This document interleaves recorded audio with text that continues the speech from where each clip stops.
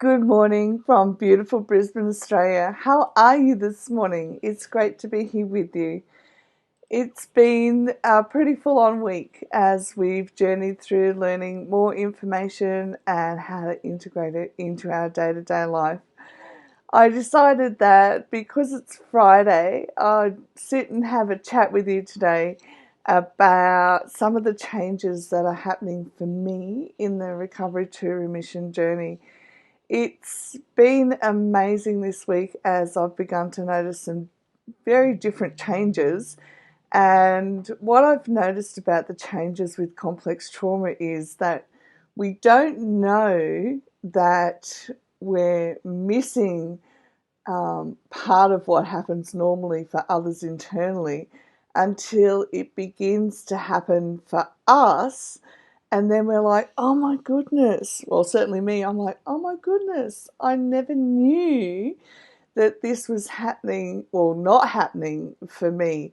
And it's really hard to quantify in some respects because even if we think, oh yeah, that's not happening for me, until our whole system begins to get rewired, we don't actually know that there are things that we're missing out on. And it's so challenging. And it's not even that we can say, oh yeah, that's definitely happening or that's not happening. It's until we go through the experience that we actually begin to go, oh my goodness, I had no idea I was missing that side of things. And so I thought I'd share with you this morning some of those things that have been happening for me. And that even, I was going to say, even at my age, but I'm not that old, but I'm not that young. It's like, wow, I had no idea I'd been missing out on this side of things for decades. So, okay, well, maybe not too many decades, but yeah. These are things that are happening that I've never known that I was missing out on until I started having these experiences. Good morning, girls. It's great to be here with you this morning. I'm glad it's Friday. It's been a very challenging week. Okay, so one of the things that I've noticed that are changing lately is my sense of taste. Now, I thought back on this and trying to say, well, yeah, I once had a sense of taste or I didn't.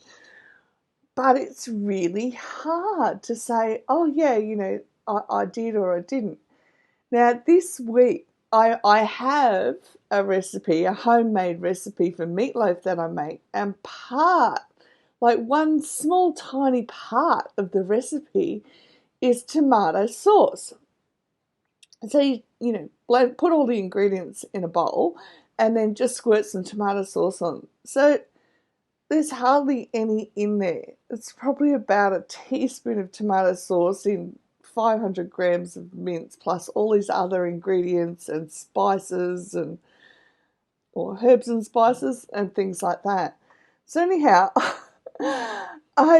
earlier this week I ate some for dinner and I was like, this is really bizarre. I can taste the tomato sauce in this recipe. And I thought, oh, surely I'm just imagining. And so I had it the next night and I'm like, oh, no, I can actually taste the tomato sauce in this recipe. And also, I could notice other flavours. I couldn't pinpoint them as in, oh, this is definitely one or the other. But the tomato sauce flavour in out of all the ingredients that I put into it, I could taste it. So I then went about thinking, how long has it been since I could or couldn't taste? And we all went on a cruise as a family, I don't know, some years ago now, about 2 or 3, I think. And when we had the desserts, I was thinking, oh, these taste divine, like they were literally melting in your mouth. And I went, oh my goodness, I don't know that I actually tasted them, but all the textures were like this taste explosion in my mouth. So I think I've always been able to be aware that there are different textures in food, But to actually pinpoint different flavours, well, apart from the, obvious Brussels sprouts are terrible and things like that. Sorry for anyone who likes the Brussels sprouts. I don't know that I've ever actually tasted the flavour of food like I'm tasting it now. And I just went, wow, this is amazing. The next thing I began to notice was my sense of smell. Now, my kids will tell you I have this highly developed sense of smell when it comes to things that are stinky. Like, I can smell something that's off so quickly, and they'll be like, Mum, there's nothing that smells terrible. And sure enough, we'll find out what it is that smells terrible. Anyhow, you know how when we do our washing and we buy these, lovely bottles of perfumed detergent to put in the washing? All these years I'd, been thinking, oh my goodness, why do I keep buying this stuff? My clothes and the washing never smell nice. It just, I used to think it was just a waste of money, but obviously I kept buying it.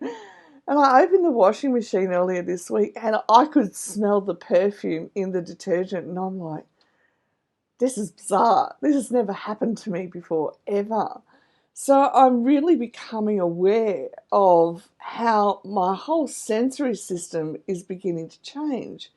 So when I was thinking about, but how does that impact us? I went, oh wow, it's our senses that feed information into our body, into our nervous system. So if my whole sensory system is changing as well, that means our whole nervous system is beginning to become rewired as well. I mean, not that it hasn't been, but now it's becoming more noticeable for me as well. Another thing that's happened this week is I haven't been able to get to gym between one thing and another. And because of the previous 2 weeks when it was full on doing my authentic self course, the depression trigger went off on Sunday, and I went, oh my goodness, I need to be at gym, I need to be doing trauma-informed movement, and saying, da da da da da to myself, because I know how to fix that. And then all week I haven't been able to make it to gym, but all week I've been able to work at doing my videos, I've been able to work at clients, and all week I've had less sleep than ever, but I'm still able to manage the depression. And I went, this is amazing. Normally it knocks, in the past, when I know the depression trigger goes off, it normally knocks me for a 6, like days, okay, about 5 days to work really hard with gym and the trauma-informed movement to actually feel good. And I went, this is so different knowing that the depression trigger's gone off, but I'm managing internally what's happening for me. It's very, very different, and I'm very grateful. Don't get me wrong. I'm very grateful to be at this stage where I'm able to manage it and still have my life as well. It's just blown my mind, but I am going to gym this morning. Another change I've noticed this week as well is order. So one of the unconscious responses of our brains is that, first of all, I'm not safe. Next, when new things come, I can't manage it. It's not that it's unconscious, and it's just driven into us since childhood because of abuse and abandonment. But this week I've had a lot on my plate, but now it's like in my mind, all the visuals are coming together. So the best way I can explain it is I'm currently doing all the copywriting in the Complex Trauma Academy. And it has to be in an order. Now, normally in my mind, and I know that we can all relate to this because of what complex trauma does, when we've got a number of things on our plate, it's like in our mind, it becomes a super highway of everything we've got to do, and then those super highways cross over and it's like meltdown or overwhelm, or it's hard to put one foot in front of the other. Well, this week it's been like, wow, no, all I have to do is put one foot in front of the other and break it down to one thing I need to do and start at one place and keep moving forward. And I went, in all the years of doing this, I've never been able to do that. And I went, this is amazing. All these changes are happening, and I'm so grateful. I'm so grateful that all the years of effort that I've put in are all now starting to come to fruition.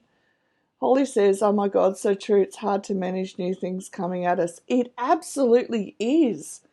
And, oh, look, Holly, I'm with you. Like 3 weeks ago now, my client, the number of clients I have doubled. And I went, oh my goodness, this is in the middle of me doing a major signature course, which took 4 hours out of every day. But what I did was I was still able to go to the gym. Now, why is gym so important?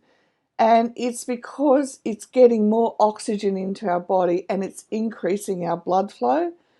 And because we're not used to taking life in, because we're used to trying to keep it out to keep us safe. And I went, and it is only through the experience of putting ourselves through the pressurized experience, not intentionally, but as we go through the experience and we're saying, I am safe, I can manage this, we're actually giving our whole self the chance and the opportunity to rewire what's happening for us. And I just went, wow, I'm really pleased that I never gave up. I mean, there's more to come, but it feels so good to have so many things happening that are good and not just have to say, right, well, I've just got to get up and I've got to do the one next thing. There's a great sense of peace and patience. Now, my kids will be the first ones to get on here and tell you that patience is not something that I'm known for.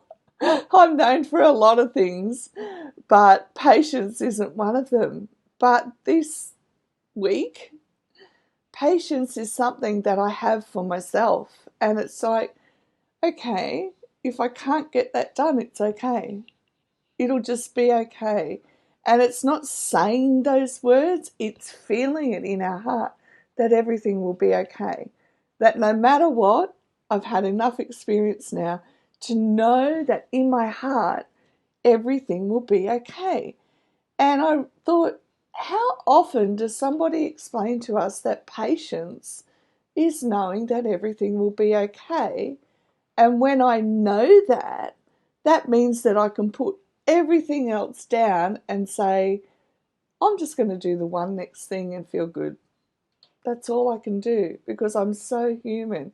And I guess in that respect too, it's, taking our superheroes cape off, putting it over to the side and just going, meh, I'm human and I know that I'm doing the best I can each day.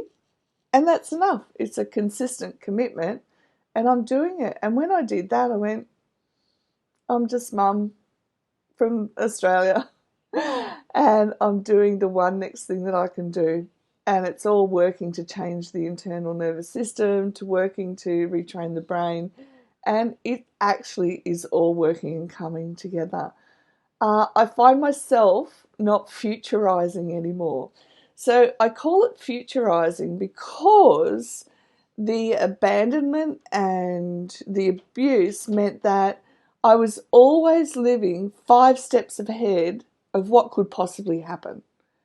So if an event was going to happen, so think about this, if an event's going to happen in your life, how much thought do you put into, what do I do when I'm going there? What do I do for that event?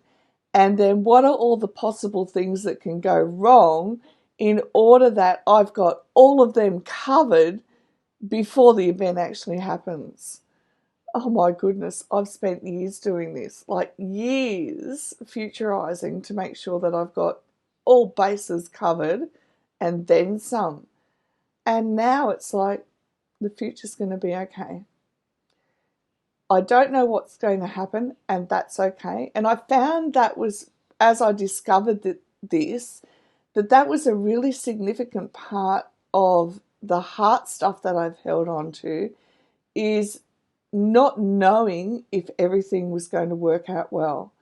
And part of our control, or wanting to be in control and wanting to be perfect, comes from that space. So if I turn it around and I go, no matter what, everything will be okay and I can manage it, it actually has stopped me from wanting to futurize things and live in the now. And as we know, with complex trauma, one of our crucial challenges is bringing ourselves back to live in the now, just today, to just take the one next step. And I went, wow, this is powerful stuff, powerful transformational stuff at a heart level.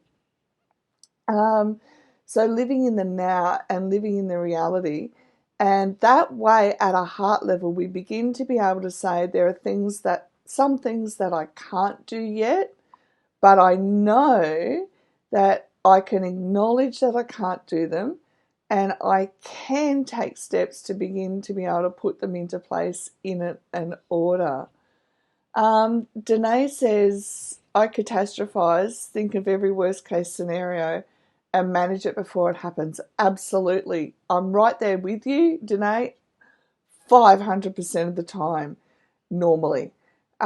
Because that's what I'm doing. And what I found was, my Nick and I,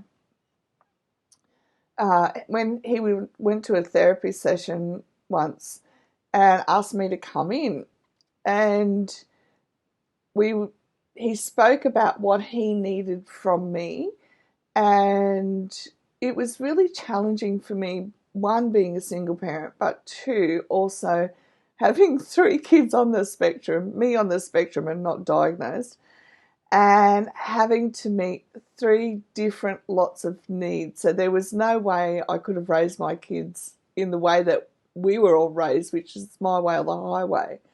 I had to be able to manage, go from one kid to the next, and it was never ending, of what one kid needed in that moment, then move to the next, to the next. So there wasn't a lot of time to just sit down and be.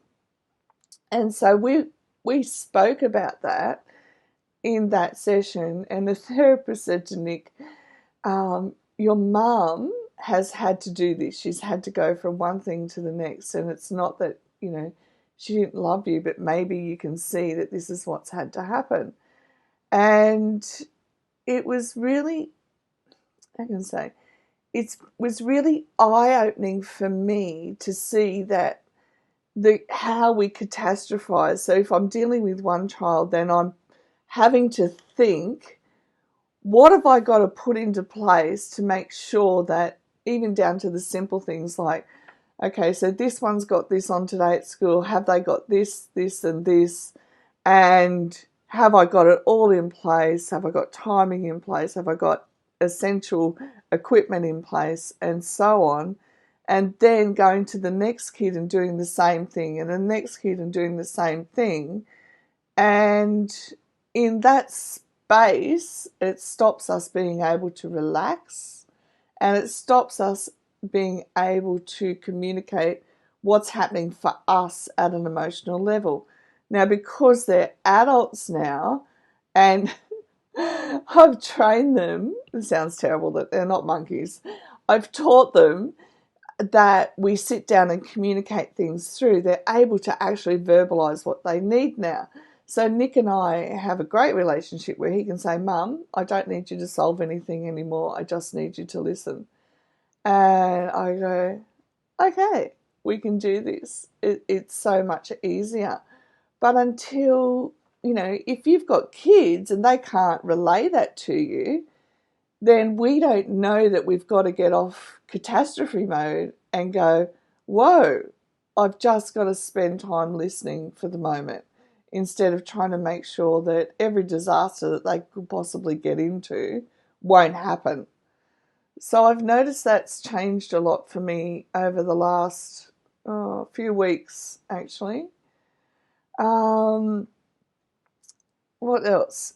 Stress is not a first response. This is not a perfect process in me at all yet. We ditched perfectionism when we started doing our recovery to remission changes. But I'm definitely learning to sit back and go, okay, I don't need to have stress as a first response anymore. And it feels very, very good. I can tell you that. So remember, in our brain, our first response wired into us in childhood is fear, instead of this is manageable. So I've been working for a long time that when I have this fear response to say, no, it's okay, this is manageable. And now it's actually sinking into the heart level. So it's like we can't have the heart level freedom until we retrain our whole neurobiology that this is manageable. And I don't have to stress that everything will come together one step at a time. And as I'm going along now, I'm feeling safe to let more of the world in. And that's a very different feeling as well. And I notice that when we've been on hypoarousal for so long, like, for those of us my age, decades, that coming off it, it's teaching ourselves to have the feelings of I am safe. So I've been doing that for a couple of years now, and then moving into this is manageable, which is still ongoing and growing, because as we let more of the world in, there are things that are coming our way that we've never had to manage before. But as we build this foundation of this is manageable into our lives, all of a sudden, everything becomes manageable. So I guess for me, in that sense, I'm rewiring the neurological response that was wired into me a long time ago.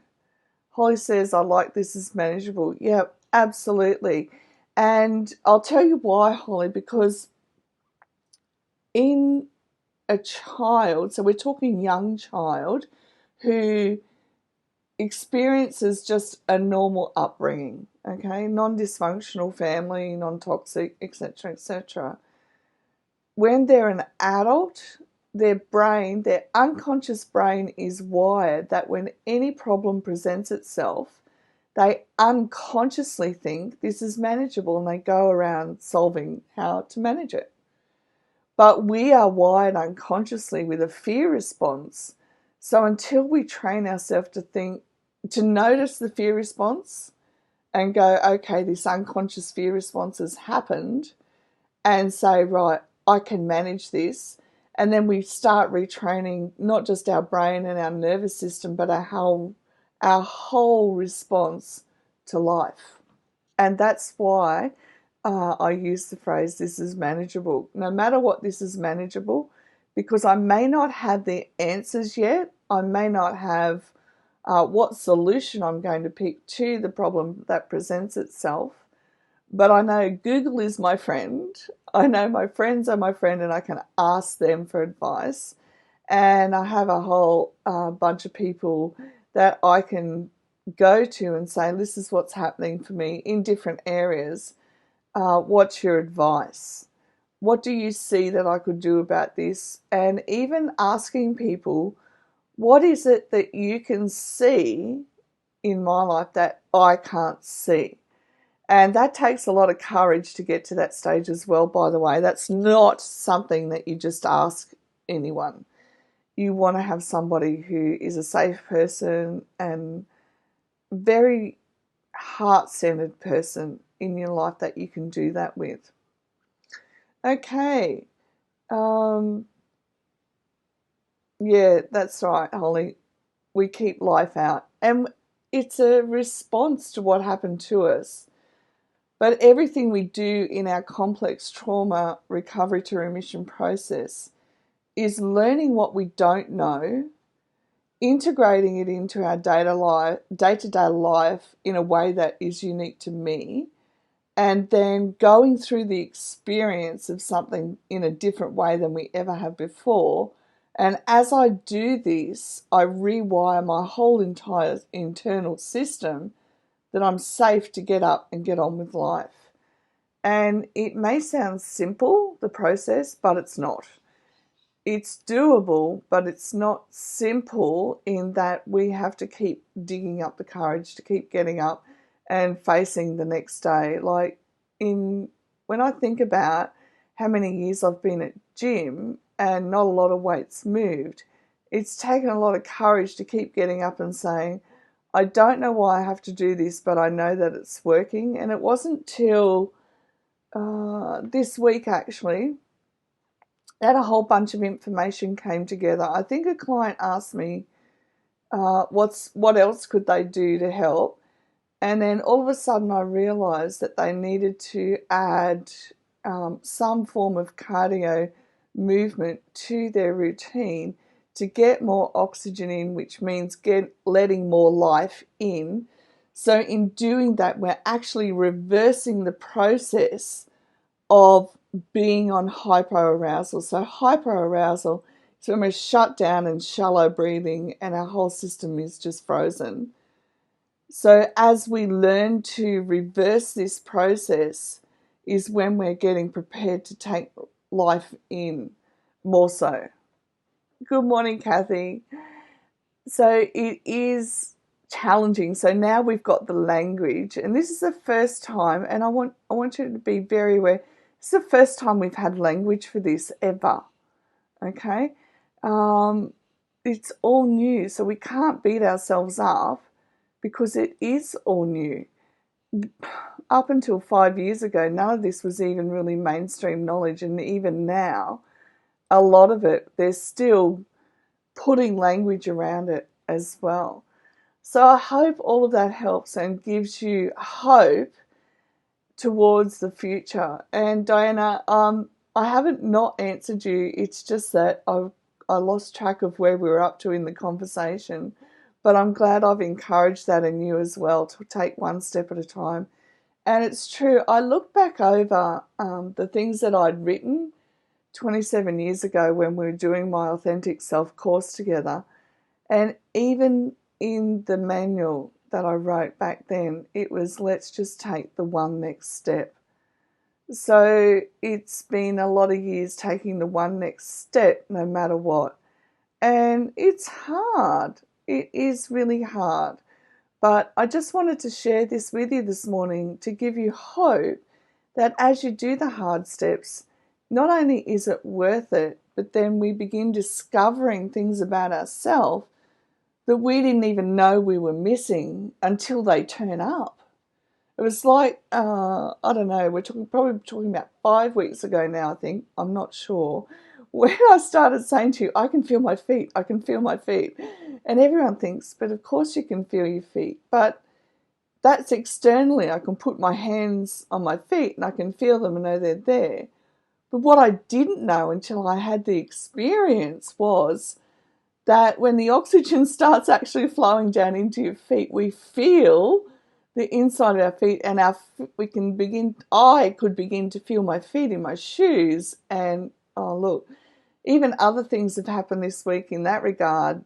You know, I put on different bits of clothing. I'm like, oh my goodness, I can really feel this clothing on me. And I think most people, this happens for them easy every day, and they wouldn't think twice about it. But for me, it's like discovering a whole new world. And it must be, when we think about it, it must be like what a kid feels like when they first put on new clothes and they feel different.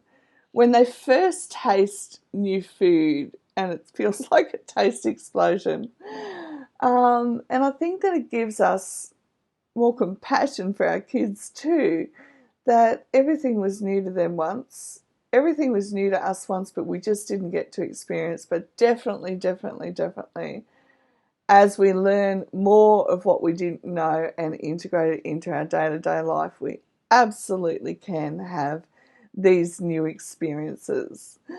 Thank you, girls. It's been wonderful to chat with you this week, and enjoy the journey. Teach yourself to enjoy the journey, because it's up to us to retrain our whole entire nervous system, because nobody else can do it for us. There's no pill that can do it. Nothing. We have to go through the new experiences in order that as we do this, we retrain our internal system and know that we are safe to feel joy and to have brand new experiences and go from there. Holly says, you do bring so much hope. Thank you. You're more than welcome. My goal for 27 years was just to help one more person not have to go through what I did. And as I was doing the My Authentic Self program to put it online, I realized that my whole internal system back then, I had complex trauma, but I lost my life to it because it was undiagnosed, and the difference that was happening for me internally, there was no language for. And I went, I don't want anybody to ever have to go through that again and not have language and not understand that it's up to us to change up the experience so that we can be free. Thanks for all the love this morning, girls. Have the most gorgeous weekend. Remember to set your intent for the weekend to do something for yourself. Just be in the moment and enjoy it. And look, I don't care if it's going and eating a muffin. Go and enjoy it. And I'll see you Monday to have another chat fest and join in, and we'll go from there. If you have any questions, always feel welcome to let me know, and I will cover them in our sessions. Bye for now.